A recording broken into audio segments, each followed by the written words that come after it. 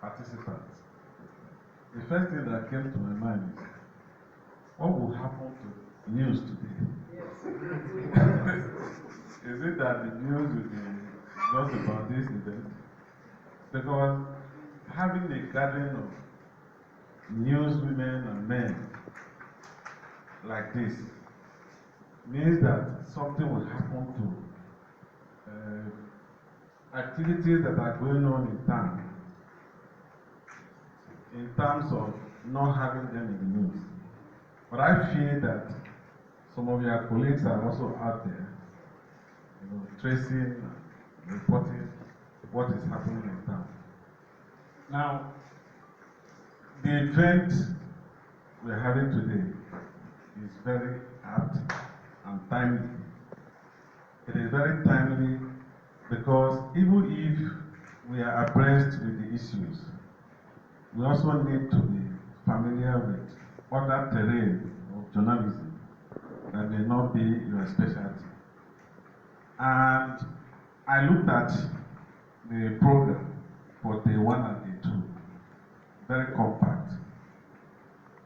The issues enlisted there are topical: insecurity, accountability, gender sensitivity, environmental reporting, even your personal safety. Because the society today is, we don't need to re-emphasize it. It is very, very unsecure. And, for all of you providing very essential service of keeping the rest of the citizens informed about what is happening at every nook and cranny of this country. You are in the first line in terms of knowing what is happening in order to report, to create awareness. It means that you are highly vulnerable, you are highly exposed to dangers in our society. And so your personal safety is very important.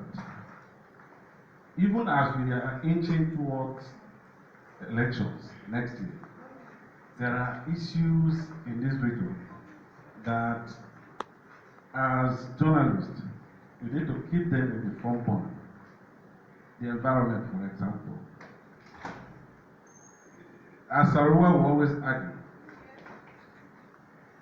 environmental right is man's first right. We have to be alive in order to pursue other human rights. And all of these issues are interlinked. Gender inclusivity, for example. Gender-based violence is becoming very prominent in our society. And now we have the VAP Act, Violence Against Persons Prohibition Act, which is, for me, is very robust in terms of holding people accountable for causing all sorts of harm to other persons. And I'm saying it is very prominent now because at the Center for Environment, Human Rights and Development, we have a toll-free line for victims or for anybody that wants to report incidents of gender-based violence. And I tell you, the line is buzzing all the time. It's very serious. So these are issues that you keep, in the front burner. You keep informing the stakeholders about. So, without wasting your time, I want to urge all of us, all of you, to pay attention to the refresher trainings that will be conducted today and tomorrow. I know as journalists, you also want to multitask because you also have to fulfill primary obligations at your duty post. But while doing so, pay much attention to the trainings here. And whatever you learn today, also mainstream them, take them back, and ensure that the issues plaguing our society today are well covered, and covered in a manner that nobody will fault it. And that is what investigative journalism is all about. It is very disappointing if a journalist, report a news and it turned out to be incorrect.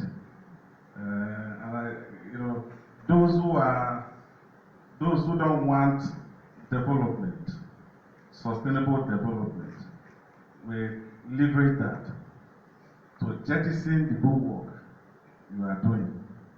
So on that note, I want to wish you a very successful training section. I want to wish you, the best of luck in all that you do. Thank you very much.